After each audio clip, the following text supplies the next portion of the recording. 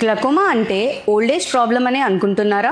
కాదు, అది కిడ్స్లో కూడా రావచ్చు. Hi, I'm doctor Pragya Palgani from Palgani eye hospital, Vijayawada. Glaucoma అనేది ఐ ప్రెషర్ పెరగటం వల్ల ఆప్టిక్ నర్వ్ అనేది డ్యామేజ్ అవుతుంది. ఇది రేర్ అయినా కూడా చిల్డ్రన్లో బర్త్ నుండి లేదా ఎర్లీ ఏజెస్ ఆఫ్ డెవలప్మెంట్ నుండి రావచ్చు. దీన్ని కంజెనిటల్ గ్లకోమా అని అంటాం. దీని సిమ్టమ్స్ ఎలా ఉంటాయి అంటే excessive tearing, sensitive to light, అలానే excessive blinking or squeezing of eyes, అలానే ఎన్లార్జ్డ్ ఆర్ క్లౌడీ ఐస్ కూడా కనిపిస్తాయి. కొన్ని కేసెస్ లో సిమ్టమ్స్ క్లియర్ గా కనపడవు. అందుకే రెగ్యులర్ ఐ చెకప్స్ అనేవి చాలా ఇంపార్టెంట్. ఈ చెకప్స్ లో ప్రెషర్ మెజర్ చేస్తాం, అలానే ఆప్టిక్ నర్వ్ ఎగ్జామినేషన్ కూడా చేస్తాం.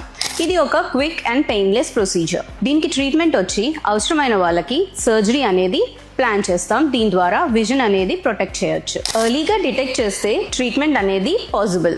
డిలే చేసే కొందికి విజన్ లాస్ అనేది ఎక్కువగా చూస్తూ ఉంటాం. మీ చైల్డ్కి గ్లకోమా ఉందని డౌట్ ఉంటే కనుక చెకప్ అనేది కంపల్సరీ త్వరగా చేయించండి.